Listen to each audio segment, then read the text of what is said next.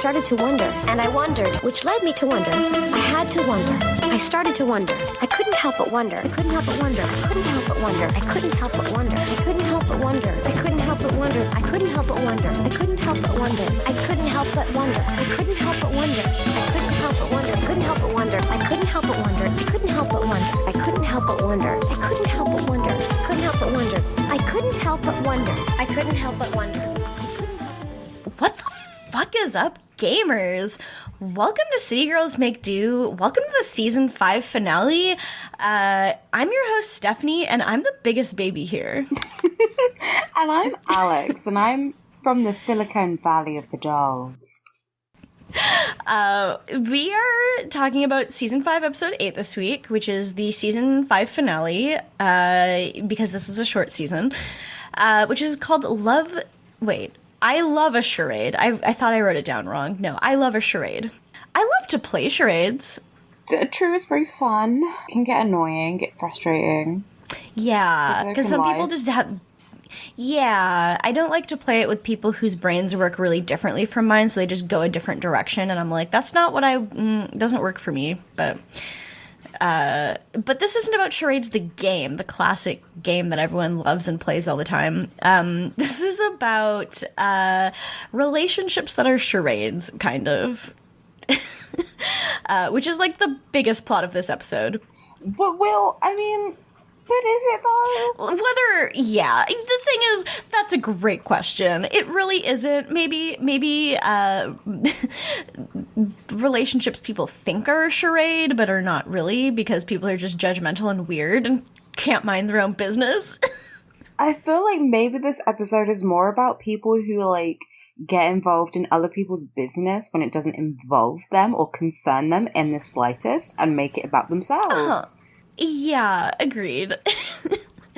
I guess we can start it. It starts out with Carrie saying some dumbass poetic words as the voiceover about this bar pianist Bobby Fine, who is playing at they're at this piano bar thing, just drinking and watching him play piano, and I think he's supposed to be funny because everyone's laughing, but to me he's just kind of obnoxious. Well, first of all, it's Nathan Lane, which I'm excited about. Yes, love Nathan Lane. Yeah, that's good. Yeah, and then I guess his thing is just he's like a campy drinks and a dinner and a show kind of entertainer.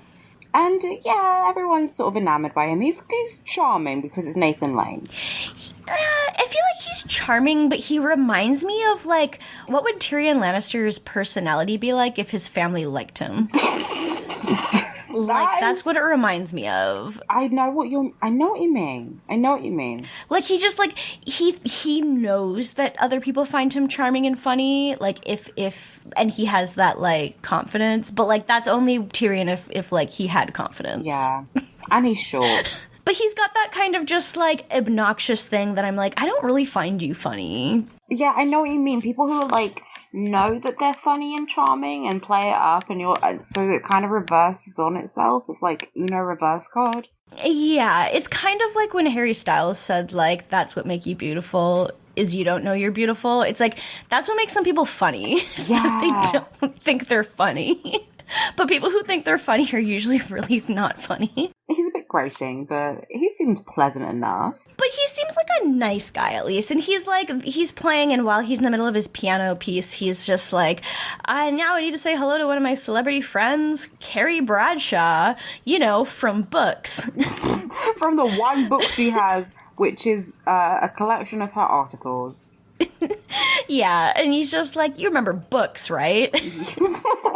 It's very stand-up. It's very... It is very good. These kids these days, if this was made 10 years later, it'd be these kids be on their phones. Yeah, it's because he's they're printed DVDs, which is Aha! Yeah, I guess. No one uses so. DVDs anymore. That joke aged fabulously. He finishes playing and goes over to the girls, and he's just yeah, I've known Carrie since Cats was kittens, which I really loved because I love a Cats joke. He has to explain, though, that it is a Cats joke. He's the musical. And Charlotte is a confirmed Cats fan. She said, I love Cats. She's going to the Jellicle Ball. She is going to the Jellicle Ball, and she's not going to be the Jellicle choice, but she's going. She's definitely going. I sort of imagine her as, like, whatever. I mean, I still haven't seen Cats, and I refuse to. But she would be, like, Taylor Swift's role. I just see her, like, pouring catnip. I was going to say, I could see her just, like, the main character's Victoria. role. Yeah, like, she's boring. Victoria. Yeah, she's, like, kind of boring, and she's there, and she's kind of just there to, like, dance, and, like, they make her role way more important in the movie than it's supposed to be, and I'm like, I literally couldn't care at all, and they make it very straight. So that feels kind of like Charlotte to me.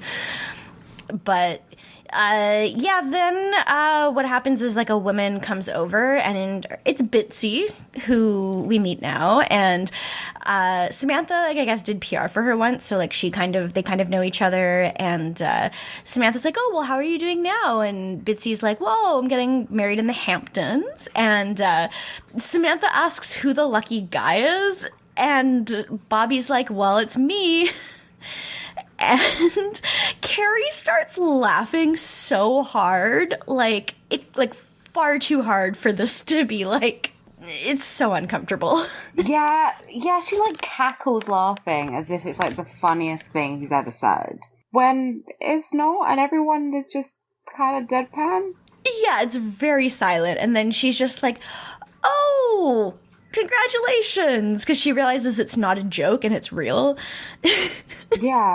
Yeah, they're getting married. No, I mean, I guess they're, like, friends. Is it Mitzi or Bitsy? I can't remember. It's Bitsy. So yeah. Bitsy is, like, a friend of the girls too. Not as much as Bobby, but I guess it might be weird because, like, maybe they've never shown any attraction to each other or ever been, like, flirty or gone out. But, I mean, she cackles because he's obviously a homosexual.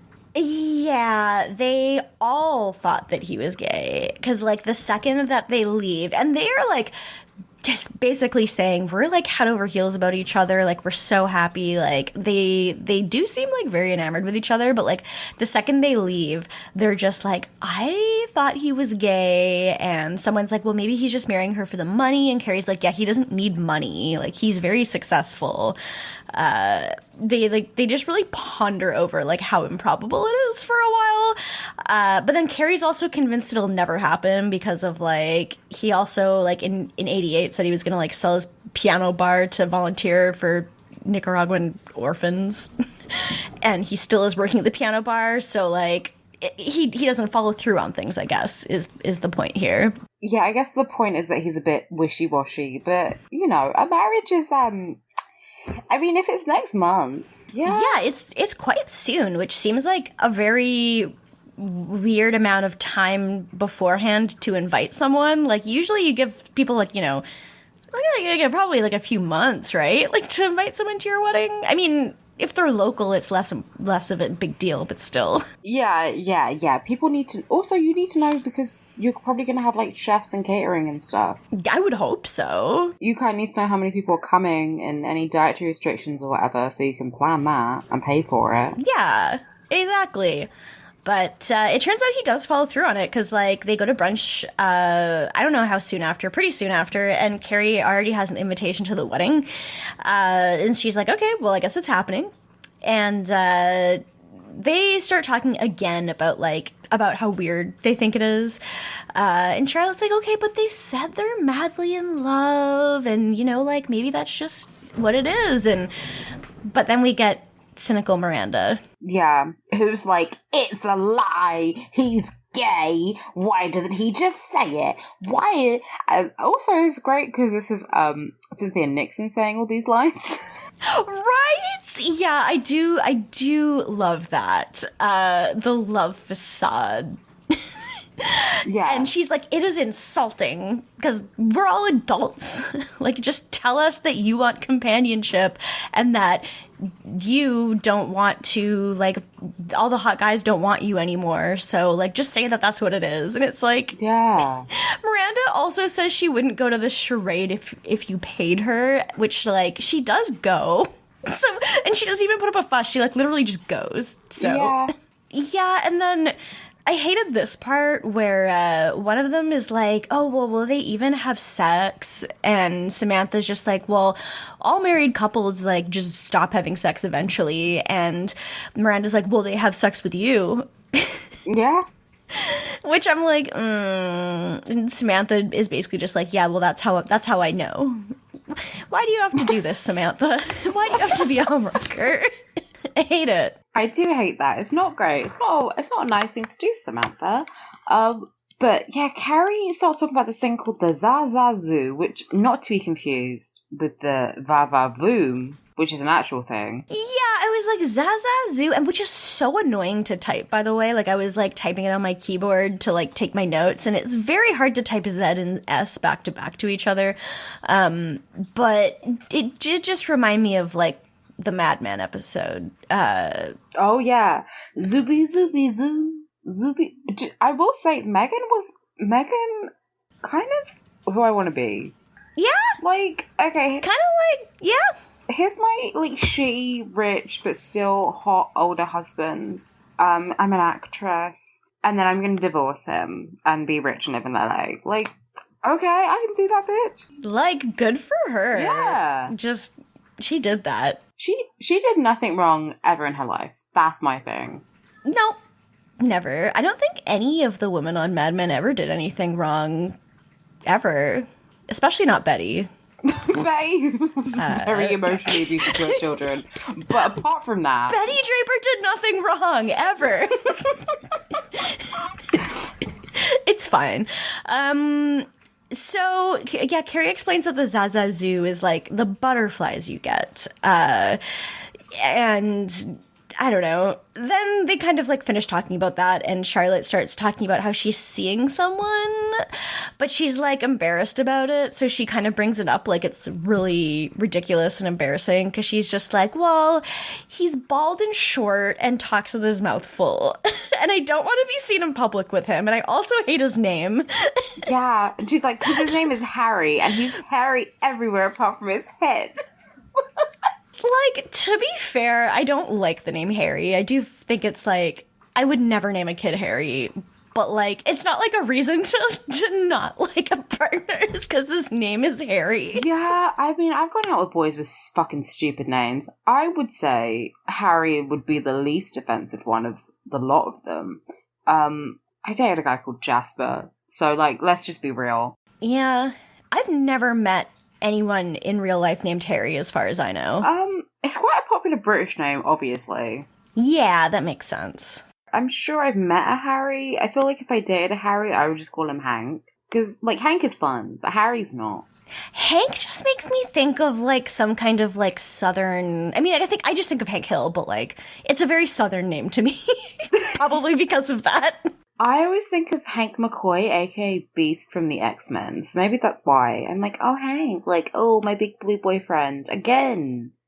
Actually, I'd love to date Beast. He's smart, and he's sexy, and he's blue and furry. That is those are all good qualities, yeah. Am I out of myself as a secret furry? I don't know, maybe. We just can't tell. But, yeah.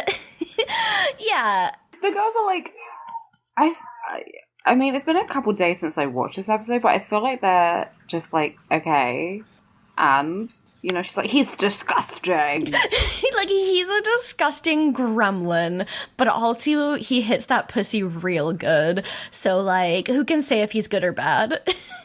He smashes my pussy up. He rearranges my guts. And they're like, okay, that sounds like a fine deal. And, you know, so they're just like, are we going to meet him? And she's like, And then literally, like, in the next scene, Harry's at Charlotte's place, and he's like, oh, I'm going to a wedding in the Hamptons. And it turns out it's the same wedding, and they both know Bitsy and Bobby. And he's like, oh, well, will you come with me then as my date? And she's like, if you wax your back. Yeah, she's literally just like, I'm not ready for you know, bathing suit season. And he's like, oh, you got a fucking rockin' bod. And she's like, yeah, no, it's you. Like, your back is disgusting. And, like, it's like, I feel like they do it to look way weirder than, like, hairy backs normally look, because it's like they make it like stand up off his shoulders in such an exaggerated way. Like, they make him look like mid-werewolf transformation. yeah, they really do. And I feel like I don't know if I've really seen anyone with back hair that actually looks like that before.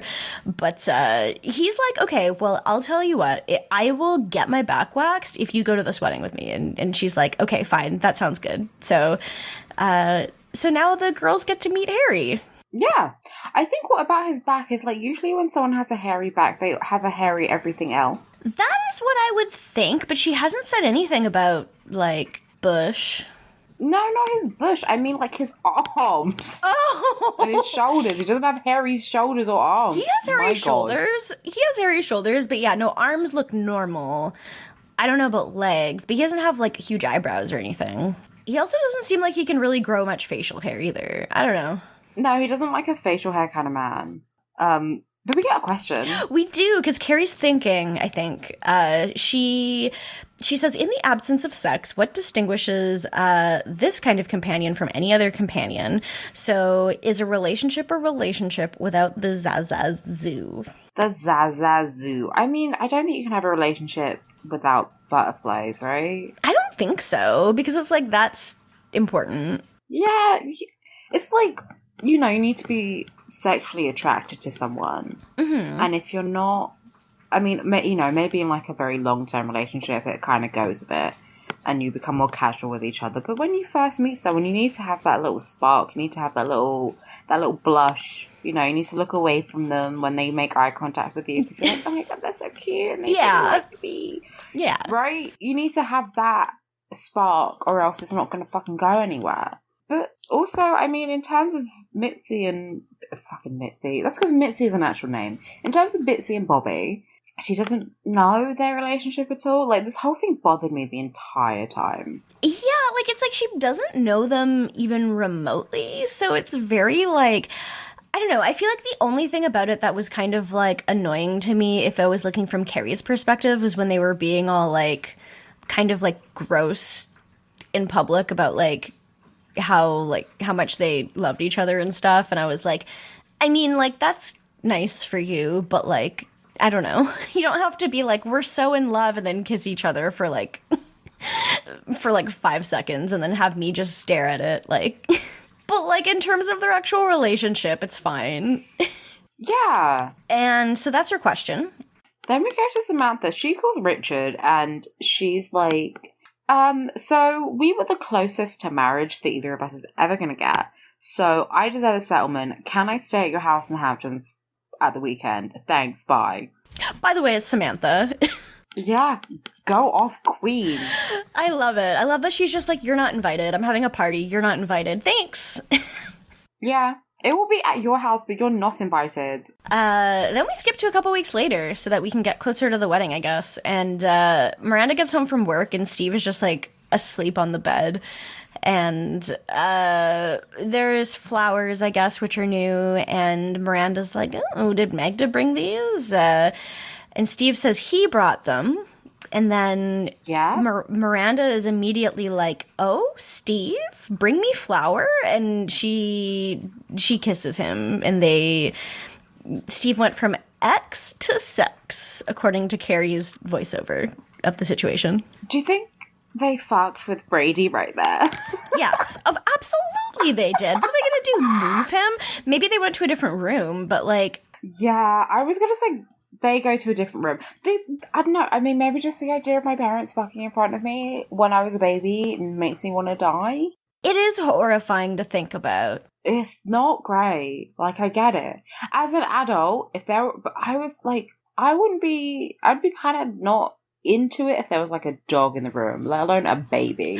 See, I was gonna say, like, it's kind of the same thing to me as being like, oh, I guess there's like a cat over there or something, because like a baby probably has pretty similar intelligence to like a cat at that level where it's like not even a year old. I don't know, but it does kind of it does like hamper the mood a bit, you know. Yeah, it is a little bit like, okay, you don't really want to be like fuck me when there's an infant in the room. No, probably not. I mean, Who knows, though? Miranda is currently like, I'm gonna bone Steve, so who knows what kind of wonky shit's going on in her head right now. And so they have sex, and then the next scene is Carrie and Miranda talking. I guess they're like on their way to the wedding, and they're just eating outside at some like side road restaurant thing on the patio. Yeah, it's like a sort of like a travel stop or whatever it's called. I don't remember. Yeah. They're just like getting some food and talking about Miranda's talking about how she fucked Steve, and Carrie's like oofa doofa. She does say that. She's like, blame it on the Zaza Zoo, and Miranda's like, no, bad idea. It's bad. I shouldn't do that. I hate Carrie. She thought she was smart for coming up to this. Literally, it's just va va voom, and like with a Z. And without the M on the end. And she's like, oh my god, I created like a new thing. I feel like the writers thought they were going to have this be a word. Like, skinny jeans was invented from this show, right? I don't even know if we've even said that yet. But skinny jeans, I don't think we have. It's like a popular term that the show made, right? But I feel like they were like, oh, this is going to catch on. Carrie literally never says it again. No! And it's stupid, I hate it. Why do you keep saying it? I don't know. You'd think that like at the season finale or the series finale or something, she would be like, it was the Zaza Zoo, the blah, blah, blah. Like you'd think that she would like, if it was a real thing that she believed in, that she would literally just like say it again like any other time. But no, never. Just this episode. Or it would come up in one of the fucking 5 seasons before this. Yeah, exactly. God, she just keeps loving to keep saying it. And Miranda's like, it's bad. Sleeping with Steve, bad. I don't want to give the baby the wrong impression. And Carrie's like, what, that you're happy? Yeah. Which is like, yeah. And then Samantha's on the phone in the background. She's planning her party. And she's just like talking about her. She hangs up and talks to the girls about how her party's like only going to be A-listers plus, the friends. Yeah, and she's like, she says to Miranda, don't bring your fucking ugly baby. She's like, Shitty McShitpants isn't allowed to come to my party. And Miranda's like, are you fucking kidding me? Like, how do I get a sitter in the Hamptons? I don't live here. Yeah, and she's like, this ugly fucking nerd, this stupid little bitch boy who poops his pants. I don't get why she brought it. Yeah, I mean, maybe she could have left him with Steve. It is so annoying to me that she decided to bring a baby to a wedding when she didn't have to bring a baby to a wedding. It also seems like he's going to be the only baby there. Like, it's not... I mean, because people have, like, adults only and, like, kids invited weddings, Mm-hmm. So it feels like this is a very adults-only wedding, but I guess they didn't specify. Yeah. I guess they didn't. There's no other children there. No, there's none. It's ridiculous. But she brings him anyway.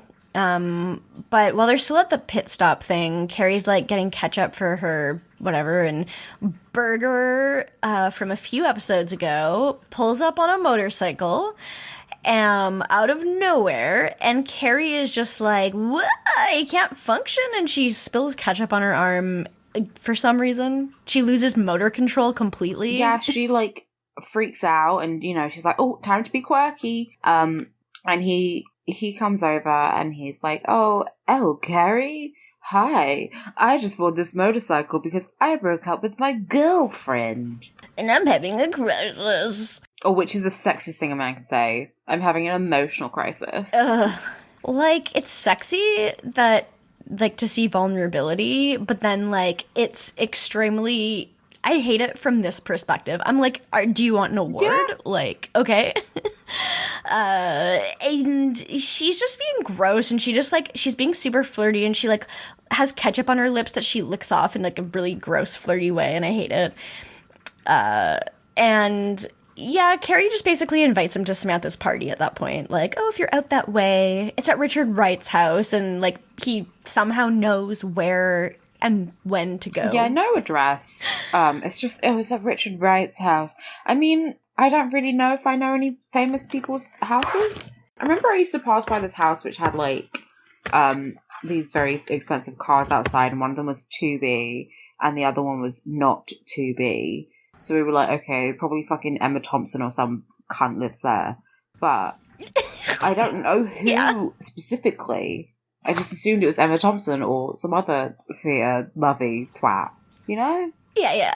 Uh-huh. I do love your assumption. I don't jump to assumptions. I know things. It's good. No, you know things. You're just right. So. And I'm also drinking, so maybe I'm Tyrion Lannister. Maybe we're all Tyrion Lannister. Oh my god. That is a really dark quote. I feel like that's too cynical for the show. You can't say things like we're all Tyrion Lannister. Oh god. Okay. But, no, I'm more of a Cersei anyway. Yeah, that's better. Women on top. You know. Literally and figuratively. Another show where women never did anything wrong, just like Mad Men. So exactly. Mm-hmm. Okay, it's just some terrorism, but like, who wouldn't? I guess Betty Draper never blew up the Vatican, but still. If she did, it's impossible to say if, it would be a wrong decision if she did. We don't know the circumstances. She loved her kids. And the oldest one was the only one who got any screen time, just like Cersei. And she was blonde and kind of a bitch. If you think about it. Yeah. If you think about it, they're kind of the same. Yeah. Yeah? Yeah? I'm not going to think any harder about it. HBO. I mean, one of them is HBO. The other one is AMC. Oh, true. No, I just assume all American shows are HBO. But you're right. That's extremely valid. Yeah. Characters welcome. Yeah. So the next day, Samantha's preparing the house for the party, and this convertible pulls up with some 20-something girls in it, 20-something-year-old girls in it, and Samantha is just like, "Oh, the wait staff can go inside the house to change." And because she thinks that they're working there, and the girls are like, we go to restaurants. We don't work at restaurants. Yeah, they're all big tea, oh, we have big tits. We're gonna sit by the pool. Richard said we can come here whenever we want. Yeah, it's extremely God, good for them for getting on Richard's dick and getting this free pool access when he's not even there and they don't even have to see him. I will say, I don't think that's a bad sugar baby arrangement. It's just you hang out in his fucking massive mansion. Mm-hmm. With his other sugar babies, they are sugar baby they're young, they're pretty, and it's an old rich guy who just, wants to hang out with someone young and pretty and give them shit. I do not poo-poo their arrangement. Yeah, they're valid. Samantha's like, I'm having a party today. What? You can't just be here. And they just basically ignore her and start walking inside. And she's like, hello? I have a party at 3. They're just like, we'll be fried by 3. And they just keep walking and just go to the pool. Yeah. Normal. Very normal. But I do love, this is a great Samantha outfit though. This is the Chanel headscarf, right? What you mean from Samantha? I don't remember. It's a classic Samantha look. She has a Chanel headscarf and big hoop earrings and a blue caftan. I like it. So then it's the party, and Miranda brings Brady anyway. I do love that she's just it's fine. Samantha told me she'd basically kill me if I brought Brady, but she's what am I gonna do? Come to the Hamptons and just leave the baby by itself? Yeah, exactly. So, she came all the way up. And so Samantha sees the baby and is like, ugh, baby, but she does get over it. The girls are, after Samantha sees Brady, she is like, I hate this, but also she has bigger problems because there's the 20-something girls who showed up who are at the pool still, even though they said they were going to leave at 3. Yep, and it's clearly way past 3 because loads of people are there. Yes. And one of them gets her titties out. Yeah, so we got a titty tally here. We Carrie's certainly just do. Yeah, or no, Miranda's did you say no babies or no boobies? Which I thought was very funny. No boobies. no boobies at my party? What the fuck kind of party is it then? Okay, they do call them... Okay, so they talk about how they're like these double D huge titty gals. This is true about like most of them, but one of them has like extremely like average sized titties. And like in one of the scenes, like Samantha is saying like something about it, and like then you just cut to them immediately after, and I'm like, okay, but her like this one girl's tits look like they're like, I don't know, like a B cup maybe. They're like, I would say they're maybe more like a C or a D. Like they're the big boobs, but they're not fake big, you know? Yeah. The ones we do see, even if they're fake, they look pretty good. And like, oh yeah, it shouldn't matter anyway, because if they're fake, bitch, she bought them, you know, she was wearing a wig, that's still her hair because she bought it. Like, it doesn't really matter.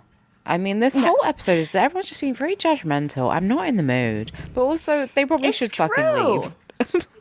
They should probably leave because they weren't even invited to the party. But I mean, are you gonna complain that some hot person took their tits out at your party? Like, I don't know. It seems like they improved your party, but I wouldn't. I'm never gonna complain if someone takes their tits out at one of my parties. This is just like, okay, cool. I like tits. And that's all. but Samantha's upset about it. She calls them freeloaders. And because Richard just lets them hang out whenever they want to, and I don't know, it's kind of just like he said they could hang out whenever. Although part of me was like, I feel like Richard specifically was like, oh yeah, my ex is gonna be there, go hang out and bother her, possibly. I definitely think that happened because Richard is a tool. Yes, he extremely is. Yeah. He's like, well, I'm not invited, but that doesn't mean you girls aren't. Go ruin Samantha's life because I'm a bastard man. So elsewhere at the party, so we got the titty tally up close again from the other side. And then we see Charlotte, who's just like, oh, that's so inappropriate. I hate to see titties. And then Harry gets his titties out. Harry does get his titties out. Mm-hmm. He's like, he's like, Silicon Valley, which is Silicon, Harry. Well, it's Silicon Valley, but silicone is what goes in fake titties. So do you get it? Do you get it? Do you He's get very it? funny. Is my question. Yes. And Charlotte is like, shh, Harry, don't be so loud and obnoxious. And then she doesn't like his tropical shirt, which is like, what the fuck is wrong with you? You don't like his tropical shirt? That's the best kind of shirt. Are you just, what's wrong with you? And then he Welcome says to it's the Bisexual Podcast Hour, where we talk about tropical shirts. I mean, this is good. It's good shit. And he's like, it's tiki, not tropical. Yeah. Like, what is wrong with you? But Charlotte makes him take it off, and we see his back, and he waxed it. He waxed it, but he also had a very bad reaction to the wax, and now it's all like swollen and hives and burnt, and it does not look nice. It basically looks like Samantha's face from like 2 episodes ago when she got the chemical peel. Like they did the same makeup on his face. They did the same makeup.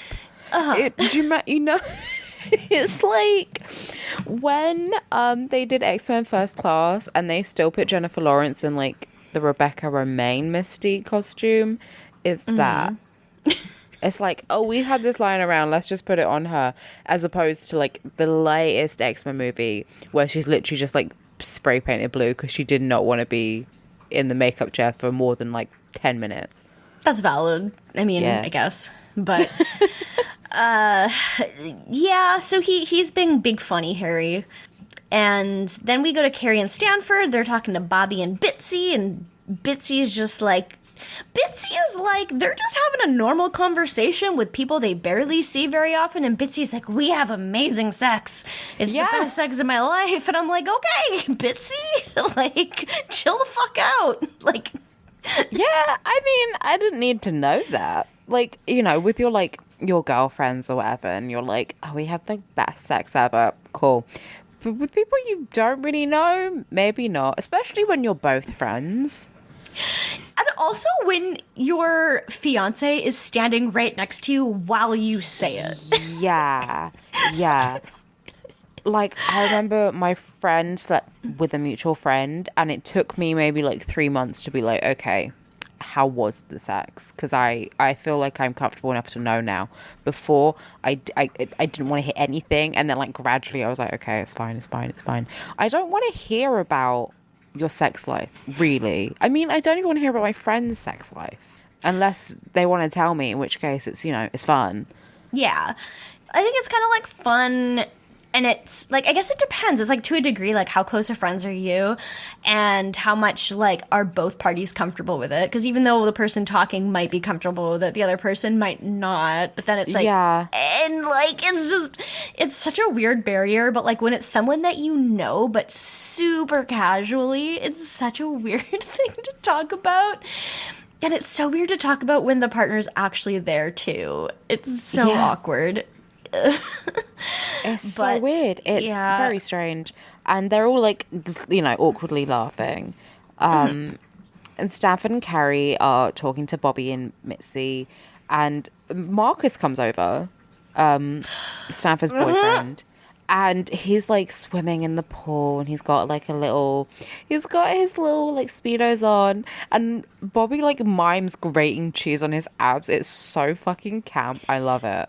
It is so good. He's just like, who ordered the Adonis?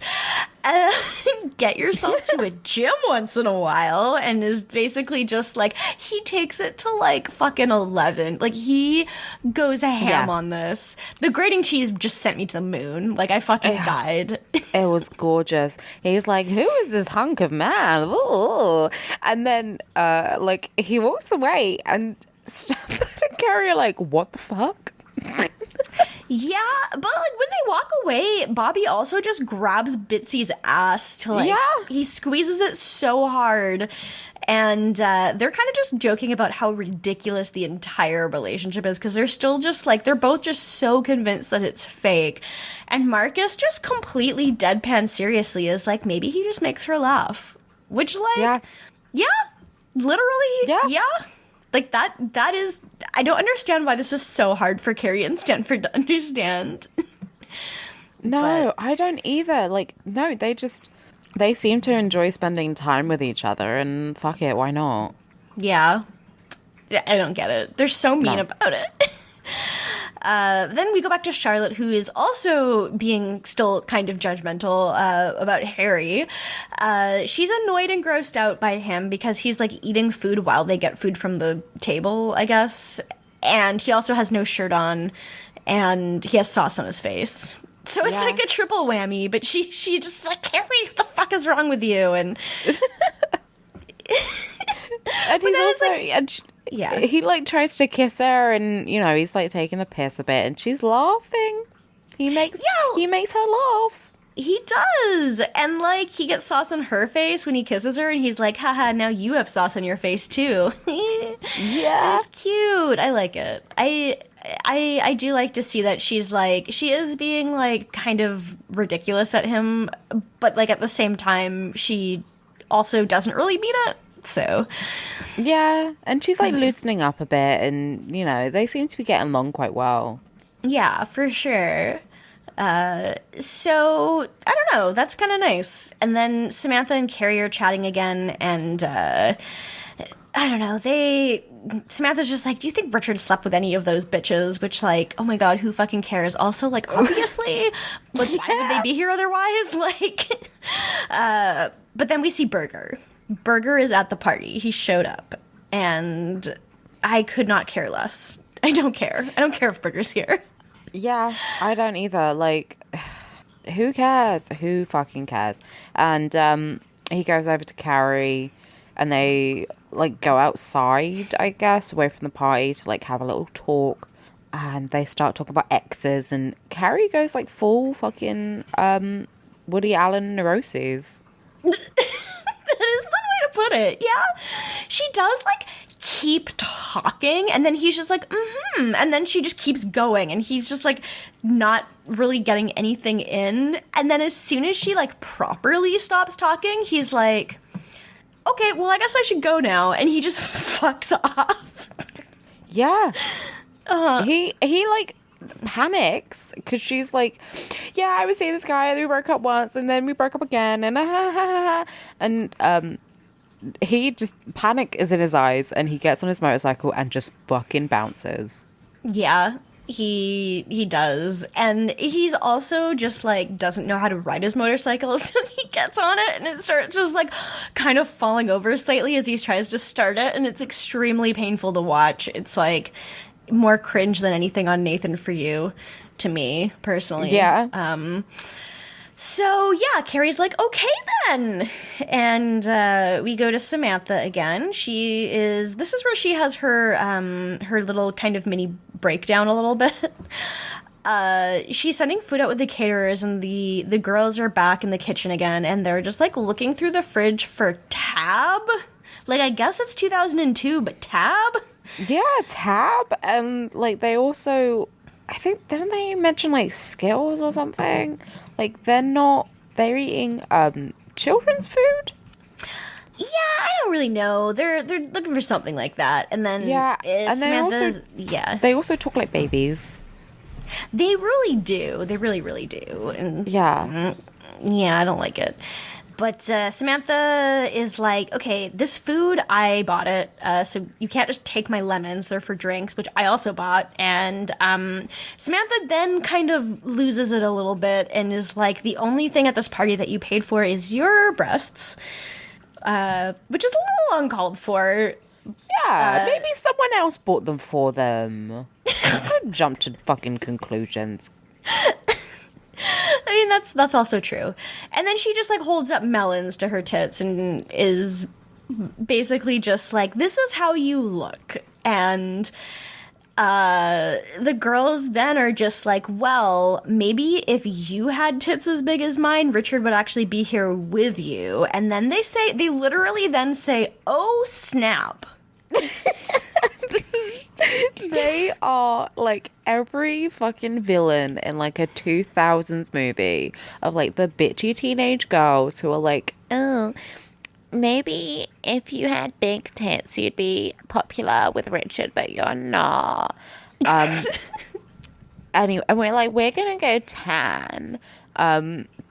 And Samantha fucking loses it and throws a cantaloupe at them.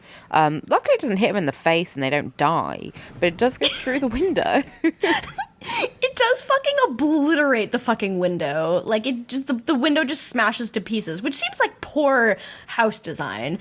But I mean, you'd think you'd get like shatterproof windows, but this is Richard's problem. Cutting corners, like, fucking coward. I feel like perhaps you would have like, you know, glazing, like double or triple glazing, so that people can't break into your fucking massive house just by smashing a window. Yeah, that's true. Yeah. And I feel like if you're the kind of person like Richard, I wouldn't be surprised if you had people throwing cantaloupes through your windows every once in a while, because you're a fucking bastard man. So yeah, I don't know. Seems like a good idea. What he deserves. But It's what he deserves. He deserves cantaloupe through his windows.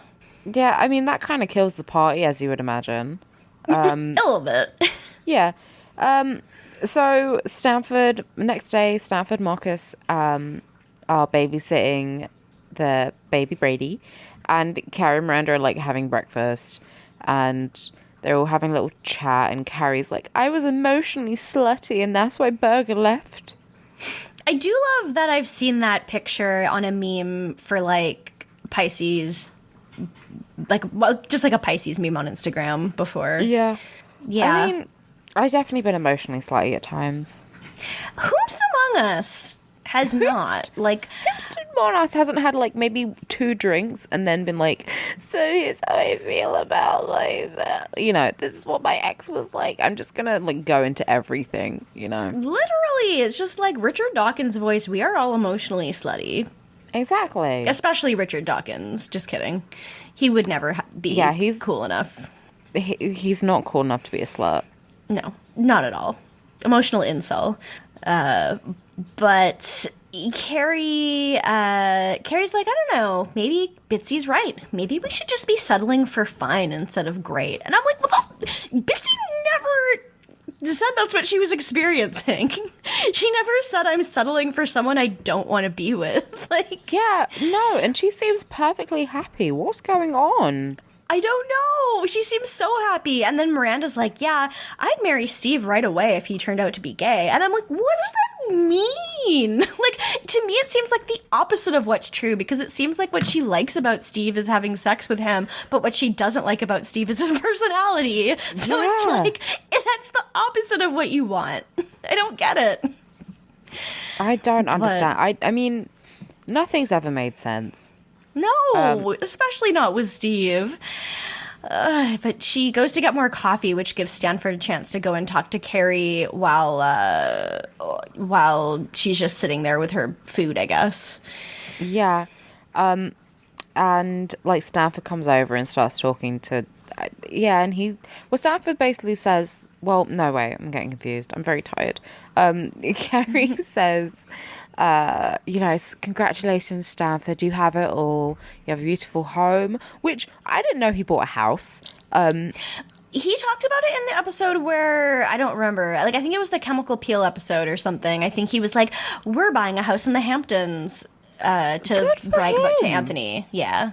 I want to fucking see I want to see a series with Stanford. Like, his life sounds far more interesting. It does sound really cool. I also love that he has been dating Marcus for, like, I don't think even a year, and they've already bought a house in the Hamptons together. Like, what the fuck? Gay rights. It is gay rights, you're right. But, she's like, you bought a lovely house together. You've got a gorgeous, lovely boyfriend who makes you happy. You have it all. And he's like, yeah, we haven't had sex since we bought the china. Which could literally be that could have been yesterday. That could have been yesterday, but I guess we're meant to assume it's not. Yes. But Carrie's relieved by this, which is a bit rude, but I mean, I get it, I guess. But still. Then we go to the wedding. So this part is just fucking straight up rude. They're saying their vows, and the girls in Stanford and Harry are just fucking cracking jokes in the audience. Yeah, and I know they're obviously stage whispering for the benefit of the show, but if people can hear them, it's so rude. It's so rude. And it's just shut up. And if you have things you want to say about it, say them later. It's so rude to even be whispering. And Stanford's Stanford makes this really shitty comment, which I was disappointed by, because I was like, okay, you're a gay character, and yet you're gonna make the funny gay man is a woman joke. Because he's like, oh, do you mind? I'm trying to listen to the bride and the bride talk to each other. And it's like, oh, it's so funny, Stanford. You're so funny. And it's like, they all think it's funny. And I'm like, this is embarrassing. You should be ashamed of yourself. He's getting a timeout for this episode. And then even Harry cracks a joke. And that seems to make the girls like, oh, I like this Harry guy. He's funny. Yeah. Ha. I spent the whole time going, yeah, this is so funny. Oh my god, yeah. I mean, it's literally during the ceremony, and it's really sweet. And then when they get to the end of the vows, and they're like, you make me I think Bitsy says something you make me so happy every single day. And then they're all quiet. Suddenly they're silent because fuck it. Even if they were having a sham wedding, right? Even, let's say, Bobby is completely gay. Maybe they're getting married for, tax reasons, or he's, or a green card or some shit. Who fucking cares? Because they seem to actually enjoy each other's company. A lot. They really do. Like when they kiss at the end, he dips her, and it's just very fun. Yeah.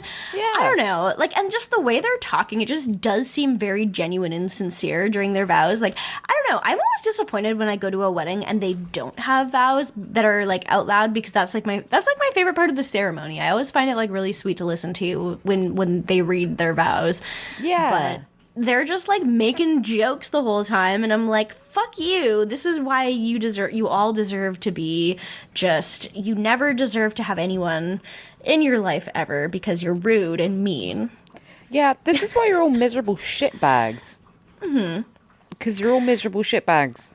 They are, in this episode at least. And then they go to the dance floor later, so it's like the evening now, and Harry wants to dance with Charlotte, and he has like an all-white suit on, which I do really enjoy. It's like, I just love to see Harry. And Miranda and Carrie do really like him. They're basically just like, I don't know, I feel like you were like kind of selling us short on this guy, Charlotte. Like, with how much you were talking about how ugly and shitty he was earlier. Like...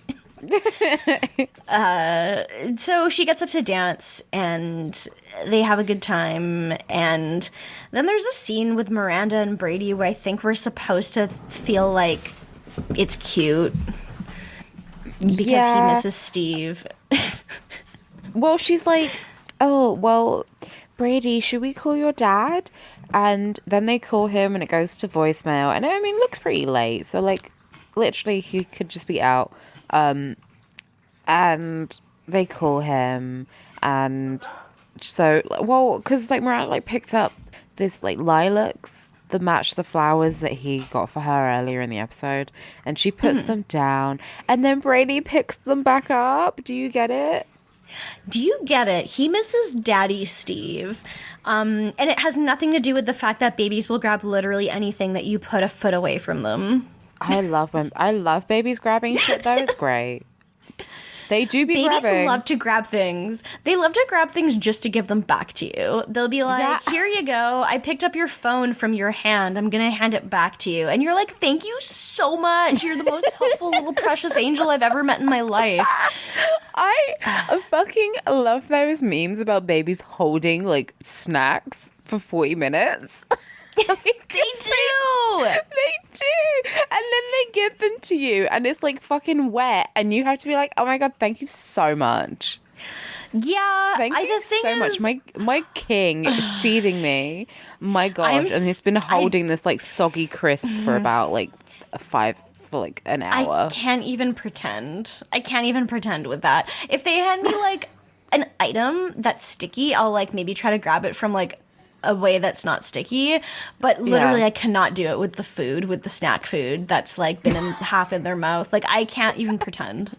I'm like, I'm sorry, you should give this to mommy. Like, yeah, I will like take it and be like, thank you, and then like hide it in my hand and then immediately throw it away and wash my hands. Babies are disgusting creatures, but they're very cute. Like, they're very cute, but, like, absolutely filthy. Absolute, like, filth monsters. So, yeah. But then we go to Carrie. She's alone, and she's, like, talking to Bobby, and this is one part. This is, like, Carrie's one redeeming moment of the episode, because Bobby's like, remember when we used to go to weddings literally just for free food? And Carrie's like, yeah, I've got dinner rolls in my purse, which is extremely respectable to me. Like, no, that feels right. 100%. I love bread, honestly. I had a little bread this evening. I just had a little fun bagel earlier. It's great. Yeah, it's good. It's good shit. I love bread. And then Bobby's just like, oh, there's the woman whomst I'm love. And then he's like, oh, in case you had any money riding on it. And Carrie does very sincerely say, no, not a penny. Like, I do believe you guys very much love each other. It's like, well, okay, it took you long enough, but... Yeah, took you long enough. And also, I mean, you're only saying that to his face. You were saying some different shit behind his back. But... Literally. It's like, oh, it's so infuriating. But he goes over to her, and then we go back to Samantha and Miranda, and... literally the only reason this scene is good to exist is because Samantha calls Richard's girls party crashing pussy posse. Which is just a good phrase to say. Party crashing pussy posse. Like, I love it. Party crashing pussy posse. Party crashing pussy posse. When I go back to class, we have to come back with like tongue twisters. So I don't know, maybe I'll throw that one in. Throw that one in the mix and see how people like it. I like it. Yeah. And then Carrie's standing alone, and Berger shows up, who is not technically crashing the wedding. No. He bumped into Bobby, I think, earlier, who invited him. Yeah. Which, fair enough. I guess he was like, I'm getting married later. They'll come, whatever, come to the reception, whatever, who gives a shit. So he's not technically crashing. And he says hi to Carrie, and he's like, I was thinking about, our little chat, and I was getting a bit overwhelmed. Obviously I just broke up with my girlfriend, and I didn't want to break up with you before we even went on a date. Yeah. And so then he basically asks her to dance, and I guess they're gonna try to go out on a date after this. So season 6 material. Hell yeah, I guess. baby. So that's where Carrie's going, and Charlotte and Harry are dancing, and Charlotte kind of is just like, I think I'm really falling in love with you, and Harry's like, yeah, I mean, I've been falling in love with you since we met, but like there is a problem, which is that I'm Jewish and you're not, and she's like, why does that matter? And he's like, I mean, I don't know if he can. He's like, because I need to marry like a Jewish girl. I really like you though. If only you could convert to Judaism. If only that was a religion you could convert do to. that. If only you could do that, like Marilyn Monroe and Elizabeth Taylor did. Yeah, I mean, I guess like part of it is like, is it mostly just because of like his family's reasons? Like his families would be disappointed because like the idea of like converting to get married seems kind of like you're not really converting because of like the actual beliefs in it. I think it's because you need to have a Jewish mother to have a Jewish child. Right. So like your child would be, your child wouldn't be Jewish until like they were of age enough to convert if they wanted to. They would be technically Jewish. So that's why a lot of the time women will convert if they're marrying a Jewish man. I mean, it was fine for Sandy Cohen. True, exactly. That's why Sandy Cohen is my king. True. Sandy Cohen is my king, even though Seth Cohen kind of turned out to be like a fucking skid mark. But yeah, true. Sandy, I've been watching a lot of Grace and Frankie recently. And I know it's Peter Gallagher, but Sandy Cohen is in it, and I finally stopped seeing him as Sandy Cohen because he plays a very rich person. And Sandy wasn't rich, he just married well, which is fine. He did marry well, and he tries to help out Ryan, who he basically uses his privilege for good to help people who need the help. Like, he's literally like a defense attorney. Yeah, and he's like... Yeah. He's like a defense attorney who, like, works... What do they call it? Like, works for the state or whatever. He's not a private attorney or anything. He's redistributing the wealth and his knowledge and trying to help people. King shit on his king shit. It is some real king shit. We do love to see it. I love his eyebrows also. So me too. I want to cheer him off. I mean, mood. I'm not going to deny it. But, so, yeah, I do love that Charlotte is like, I don't understand why this is a problem. But then she makes the comment that's like, I don't understand. Like, we're at a wedding where a gay guy could marry just a woman. So why can you not marry an Episcopalian? And I'm just like, first of all, Episcopalian always sounds fake to me. That's not real. Second of all, this is just an uncalled for comment. Yeah, I feel like this is I mean, maybe this isn't a conversation you can have on a dance floor, really. Yeah, this is weird that this is the first time it's come up, because like Harry has been after her, well, like not after her, but like interested in her for a while, and this is the first time it's ever come up. And but for now they're just like, let's just dance and see how things go for now. Yes, that's it. I mean, I think that's a good plan. Yeah. So we can see where Charlotte is heading into season 6. We converting. Yeah. That's what we do in the last season of our life. Yeah, I put a little hand up to my face. We converting. I love it. And then the episode ends with like a zoom out on like this shitty CGI butterfly thing on some lilac flowers again. Do you get it? where Carrie's voiceover is just like, some people settle down, some people settle, and some people settle for nothing less than butterflies. Do you get it? And that's the end of the season. Do you get it? Do you get What it? I really liked about this season finale is that Big wasn't in it, which I think might be a first for season finales of this show, possibly. Yeah. I will also say what I liked was Samantha and Miranda dancing. That was very cute. Yeah, that was cute. Yeah. That's, yeah. Yeah, it was fine. I mean, I feel like the end of the episode was okay, but the whole time there was a lot of judginess, which I didn't care for.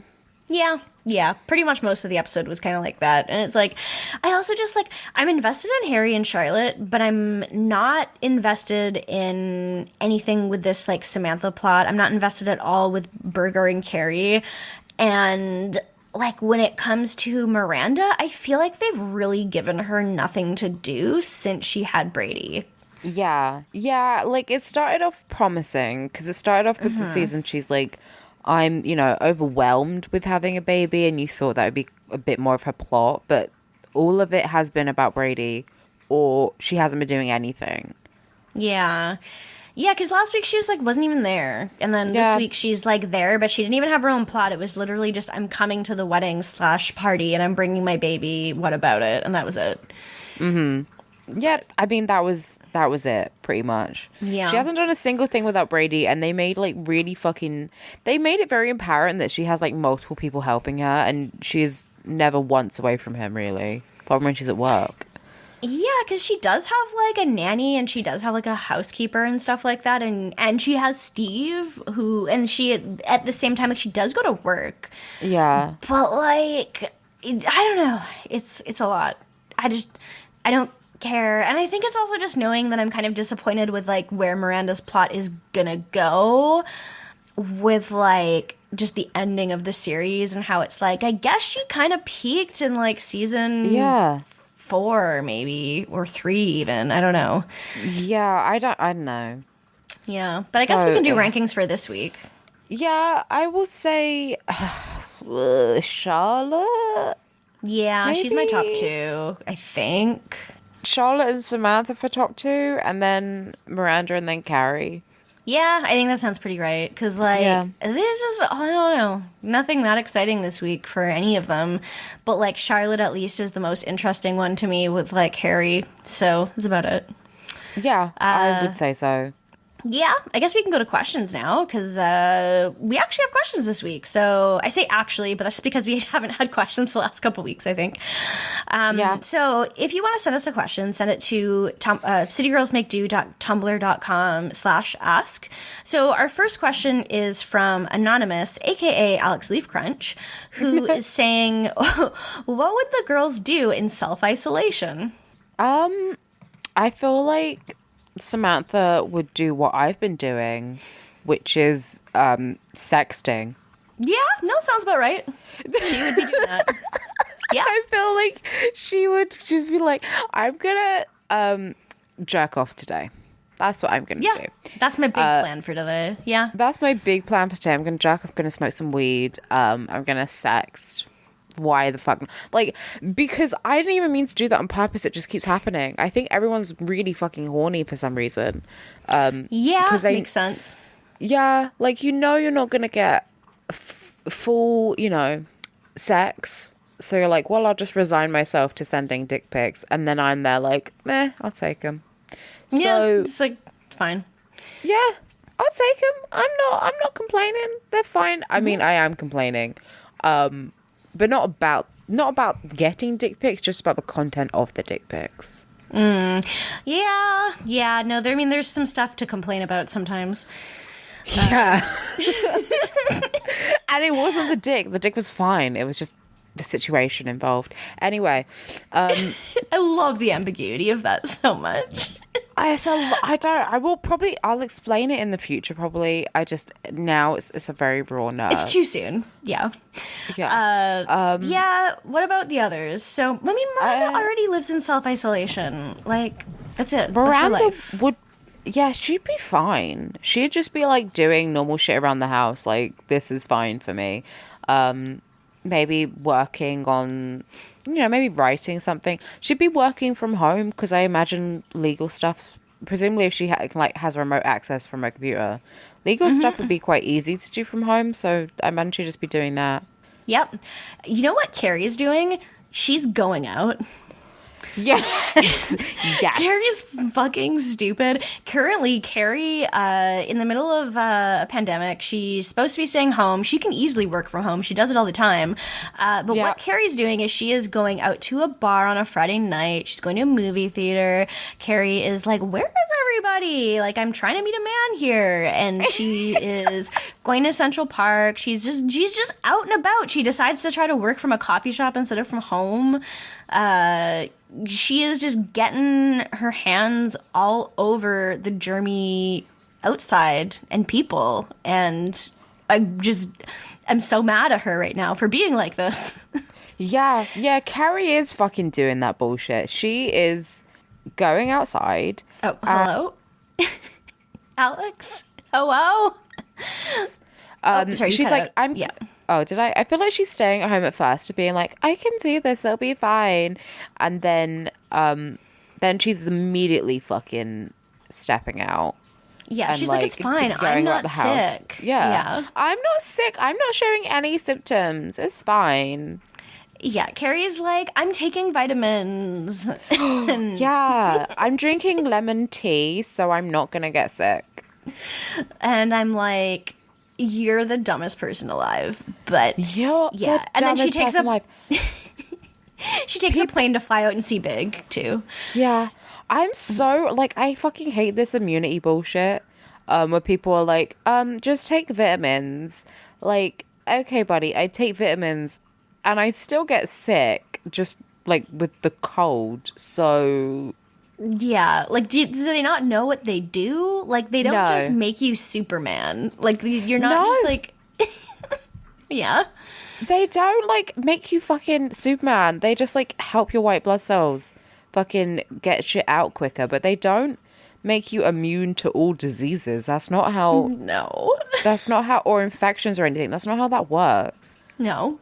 Anyway, they're like, oh my god, just drink some orange juice. Like, I drink orange juice every morning.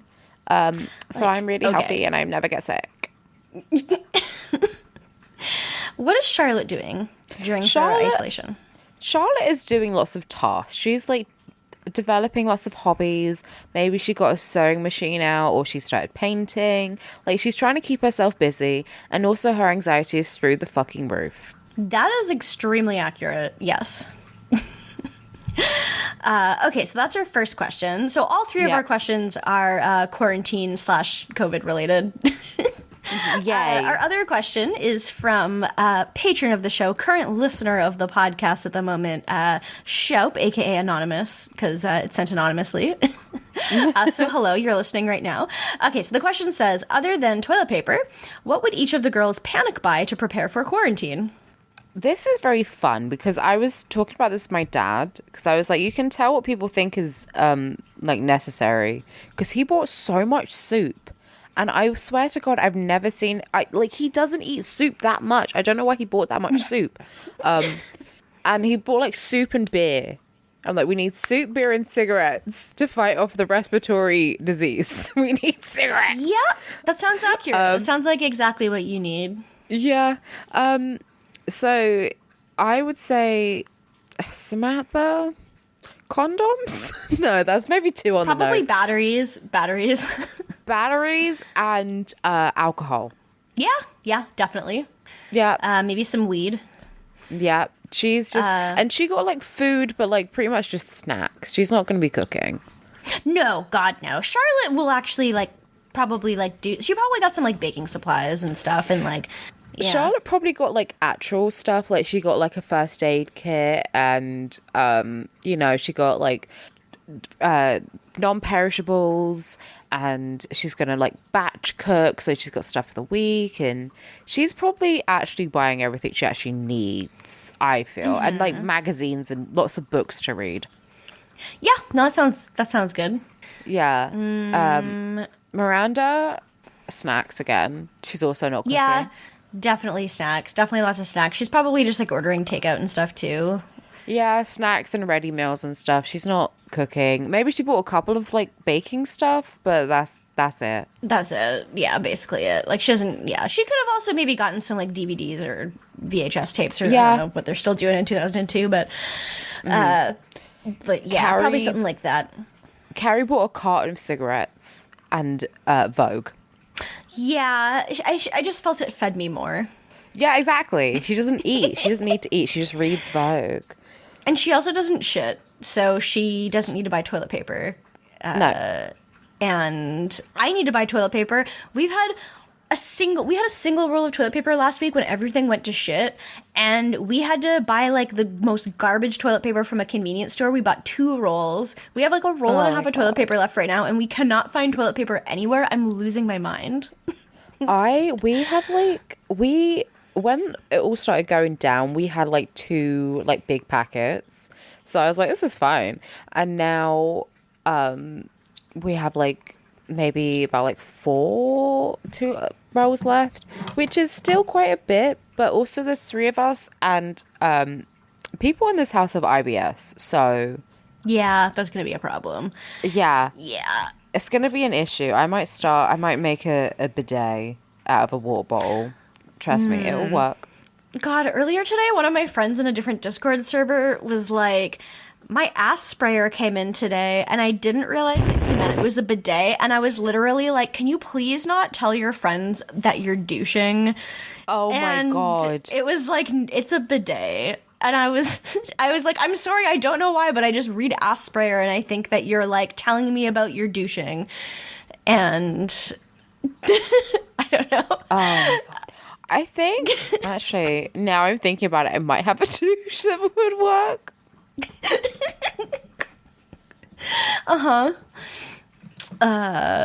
But yeah, so yeah, no, having a bidet would be really nice right about now, but sure Yeah. fucking don't have that, so it's fine. Is that all of them? Yeah, I think that's all of them. We only had 2. Yeah. Oh wait, we only did 3? We had 3. Oh wait, no, yeah, we had 3. Is there another one? Oh, sorry, I thought you meant 3 girls for the question. No, Yeah, we have one more question. question. Yeah, we have one more So the question. last question is from another friend and patron of the show, Siberian Pine, who is asking, what songs would the girls or their love interest sing the chorus of to make sure they wash their hands for 20 seconds? I don't know. Let me think about this. You got any ideas? Not really. I mean, probably just like simple jingles. I don't know. I mean, I was thinking like at least like Miranda probably would just go with like the happy birthday twice. Like that's just so easy Yeah. and like yeah.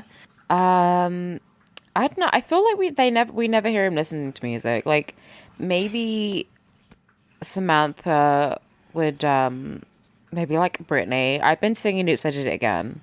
It's a good song. Yeah, that's a good one. Yeah, maybe like Mariah Carey, "We Belong Together." It's a good song. Oh, yeah. I did like Morg's suggestion, something that they said recently. I don't remember what chat they said it in, but it was like if you sing Black Parade from like when I was a young boy until the end of the second line, so yeah, like that's 20 seconds. So that's a good one for me. That is a good one. For me, I don't know what the girls would sing. Yeah, I think that one's a little bit harder. Big would do like a Frank Sinatra bullshit. I don't know any Frank Sinatra songs, so I don't know. Yeah, Fly Me to the Moon, maybe? I don't know. That sounds like a song he would do. But like, I feel like Frank Sinatra songs seem so slow, so it'd probably just be like one verse instead of like a chorus.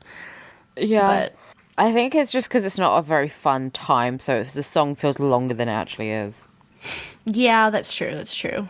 Like, if I Yeah. listen to, like, Charlie XCX, it might be 3 minutes long, and I'm like, play that shit again, let's go. You know? Yeah. I've just been listening to Brooke Candy on repeat recently. Because, have you had Come? What?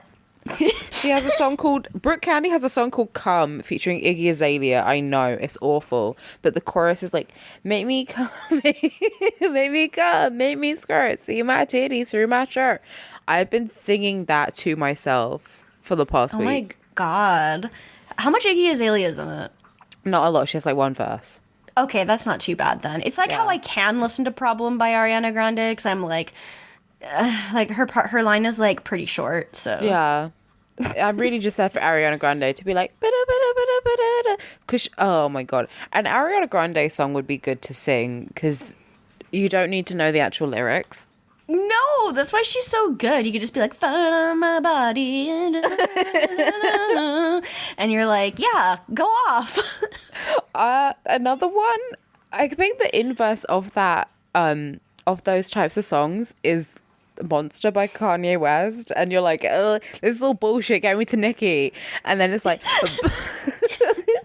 and then it's the best fucking it's the best fucking verse of the past decade. It's very good. It's so good. I know all the lines. Maybe I should sing that to myself when I wash my hands, but then I'll be there for a while. I mean, then your hands are just gonna be super fucking clean. True, but they're also I got eczema, so they're a bit delicate at the moment. That's a good point. So yeah, wash them for as long as you're supposed to, and don't overdo it. But yeah, no, those are good choices. And everyone, make sure you're washing your hands, please. Yeah, please do that. It's like the one thing you can actually fucking do. And like not just when you piss and shit. Like wash your hands like when you get home and stuff, and like when you go between stores and stuff like that. Like just wash your hands. Pretty much, like when people say pee when you can, not pee when you must. Wash your hands when you can, not wash your hands when you must. Yeah, exactly. Good point. Before you cook, when you come home, when you piss and shit, just fucking do it, please. Also, clean your... Please? Because it's the one thing you can actually fucking do to help people, as well as yourself. Also, disinfect your phone, you dirty pigs. That is a really good thing to do. And not just like once. Like, do it more often. Do it pretty much whenever. Yeah, do it like once a day, or like if you go out and you touch your phone a lot. Yeah, exactly. It's a good idea. Please be not disgusting. So that's the end of our questions for today. So yeah, again, send us questions for next week. We're starting season 6 soon, our last season. But it's a normal length season next season. So yes. So that brings us to Patreon. So if you want to give us money on Patreon, we would very much appreciate it. You can go to patreon.com/citygirlsmakedo. And you can give us money. So you can give us $1 a month to be a hay mower. It gives you a special Discord role. It gives you access to the Looker and Nanu channel on Discord. If you want to join our Discord, the link is on the Patreon. It's on our Twitter. It's on our Tumblr. You can find it pretty much anywhere. Those are all City Girls Make Do. And you also get access to the content we release, like the Mummy Mailbag or our Keanu podcast. So we'll be recording Keanu podcast sometime in the next couple weeks because we haven't done a March one yet. So keep your eyes peeled for that. Yeah, also, it's not like we're fucking going anywhere, so... No, we're inside all the time. Literally, the only thing that's going to keep me from doing that is the fact that I'm going to be playing Animal Crossing like 24/7 when I'm not doing my work from home stuff. So yeah, and I'm playing Mass Effect, so like we're gamer girls, so you need to know that, but otherwise we will be at home. Yeah, exactly. Yeah. If you want to give us $5 a month, then we will be super grateful. You get an even specialer Discord role. You get to get a shout out on the podcast every week. So shout out to Alex Schaup, who's currently listening, our $10 donor, Jennifer Snyder, Matt Ribeiro, Jess Ayalachi, Summer Geist, PR the Disaster, and Siberian Pine Hardwood. So thank you guys so much. We really appreciate it. And you can also send us stuff for me to read in Steve voice. So if you want to send any submissions for that, feel free to do that whenever. There's no limit, just make sure it's not bad. Sure. Just make sure it's good. Make sure it's good. Yeah. I'll read almost anything. But then if you want to give us $10 a month, you can be the very special Mr. Big Spender role, which is you get an even specialer Discord role. You get to be bright blue. You get all the previous awards, plus you get to listen to us record live every week. So hope you can enjoy doing that if you donate $10 to us. This week, our very special $10 patron got to listen to us have a hell of a time with fucking just all kinds of fun problems with connection and audio issues. So you get to miss out on all that behind the scenes if you don't donate. So, you know. Yeah, you get to hear me be very frustrated and swearing a lot, which I know you love. Yeah, it's very good to me personally. So yeah, that's our Patreon. That's everything. So yeah, if you want to find me on anywhere, I'm on Twitter at Age of Oddish, and I'm on Tumblr at Windfall Island. And I'm on Tumblr at Dork Phoenix and Twitter Alex the Virgo. Although Fucking yeah. I am, but I haven't been on Twitter very much, so I'm on Instagram at Alex the Virgo with 2 E's, like Megan the Stallion. Instagram's been there's some good shit on there. So yeah, I'm a very visual person, so like I need images and sound because I can't read. Yeah, I can't read either, so that's why Twitter is enjoyable for me, because I log on and I scroll, but I can't understand any of the words, so I'm like, everything seems good today. Yeah, it's like looking at hieroglyphics. It's really good. And then I just, smash my keyboard and hit send tweet, and the likes start coming in. And yeah, love it. It's great experience. Christina Aguilera gif just click send Literally, tweet. that, and also the Tom Hanks gif of him like typing with single fingers and then going boom. That's me hitting send tweet on my really funny jokes. But yeah, so yeah, we'll be back next week. That's episode for today. So as we say every week, mohe every day, fuck cops, so long and good night, and kiss Keanu square on the lips. But have a little plastic like cling film in front of you, like Pushing Daisies, so you don't infect each other. Pushing Daisies is the saddest show of all time to me, because imagine that you get to kiss Lee Pace, but then you have to put a plastic between your face. You may kiss Lee Pace once, and then you die immediately after. That's the plot of the show. I can't believe how sad that is. But it's a good show. Literally being in isolation makes me want to watch Pushing Daisies again. It's really good. Actually, that's a great fucking idea. I might watch Pushing Daisies. Yeah. Hell it's a good show. And also watch Pushing Daisies. That's the end of us. That's the end of the show. Bye-bye. Bye.